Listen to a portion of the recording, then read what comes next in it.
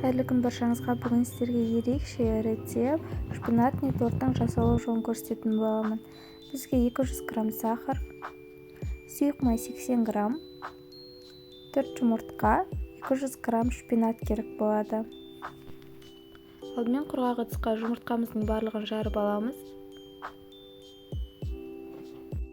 Үстіне қантымызды салып, барлығын жақсылап миксерлейміз. Мен 3-4 минут көлемінде тоқтамай араластырып тұрдым.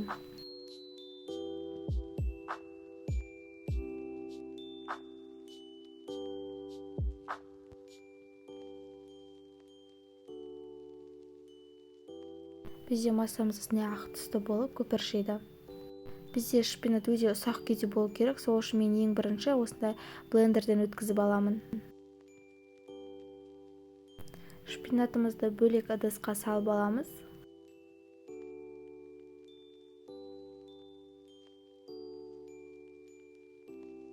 Шпинаттың үстіне сұйық майымызды құйып, блендердің көмегімен қайтадан ұсақтайтын боламыз. Шпинатты осы күйінде қолдануға болмайды, міндетті түрде өте ұсақ күйінде болу керек. Шпинаттың үстіне сұйық майымызды құйып, блендердің көмегімен ұсақтаған кезімізде бізде шпинат өте ұсақ және майда болып, бізде қою масса пайда болады, және де шпинат өте тез ұсақталады.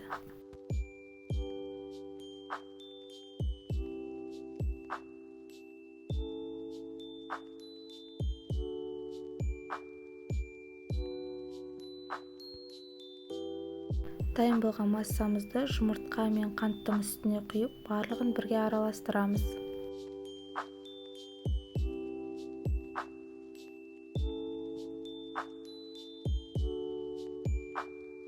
Кішкене мөлшерде тұз қосып, оның үстіне ұнымызды салатын боламыз.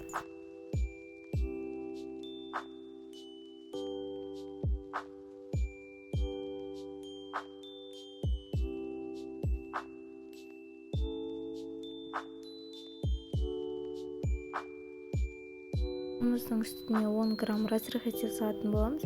Массаға салуға болмайды, міндетті түрде ұнның үстіне салу керек. Барлығын жақсылап араластырып алып, миксердің көмегімен бір масса шығарамыз.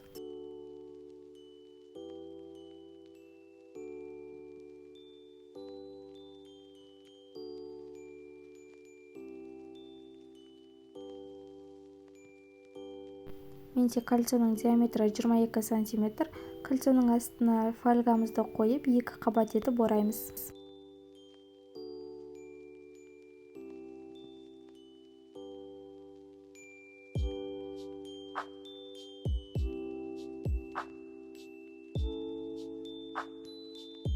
Кольцомызды табамыздың үстіне қойып, сосын барып массаны құйыңыздар. Мен мұнда астына таба қоюды ұмытып кетіппін. Печкамызды алдын ала қыздырып алып, 180 градуста 40 минут көлемде пісіреміз. Крем дайындаймыз. Бізге кремге 250 грамм сливки және 250 грамм творожный сыр, 130 грамм қант керек болады. Барлығын миксердің көмегімен жақсылап араластырамыз.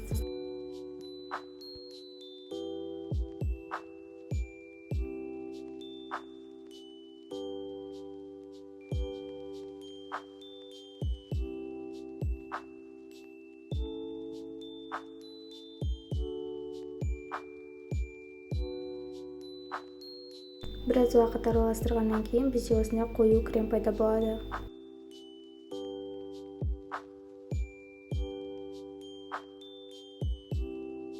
Шпинатымызды піскеннен кейін оны кольцодан шығарып алып, суығанын күтеміз. Тортымыз суығаннан кейін оның бетін тегіс етіп кесіп алып тастаймыз, және бұл бөлікті тастамаймыз, бір шетке алып қоямыз.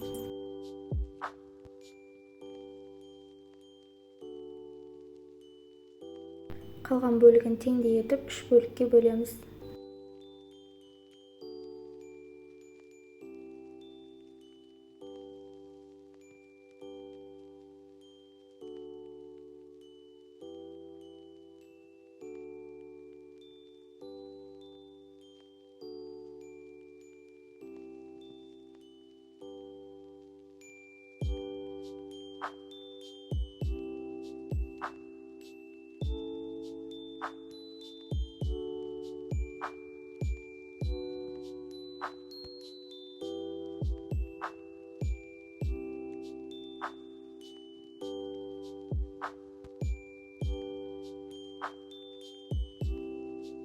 Тортницамызды қойып, оның үстіне подложканы қоямыз. Оған міндетті түрде кішкене мөлшерде крем жағамыз. Онда торт жылжып кетпей бір күйде тұрады.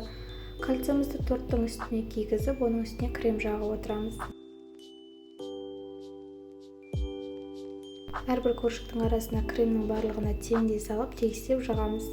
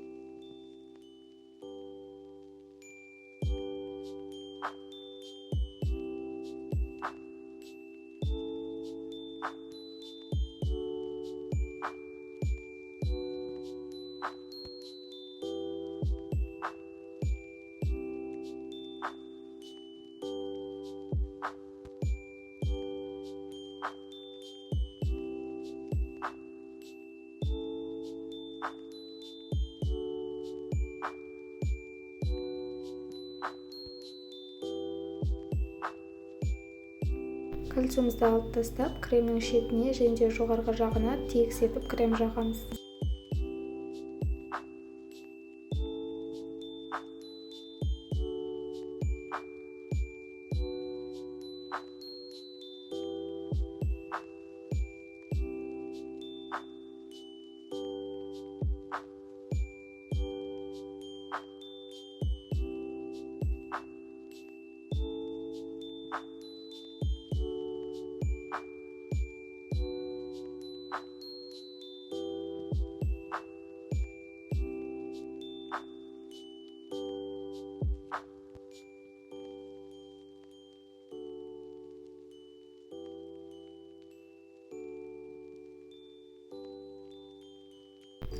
Коржықтарымыздың жоғарғы бөлігі қалған еді. Біз оны блендердің көмегімен ұсақтап аламыз да тортымыздың бетіне және жандарына жағып шығамыз.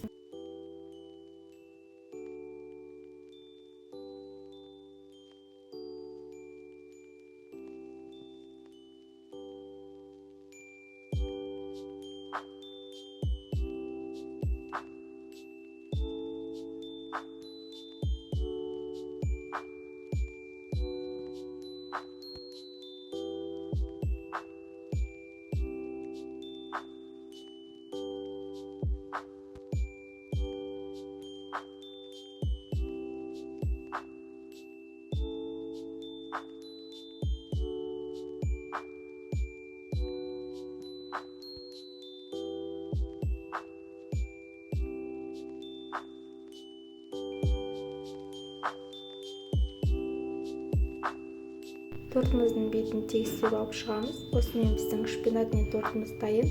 Егер сіздерге видео пайдалы болған болса, менің арнама тіркеліп, мені қолдап қойыңыздар.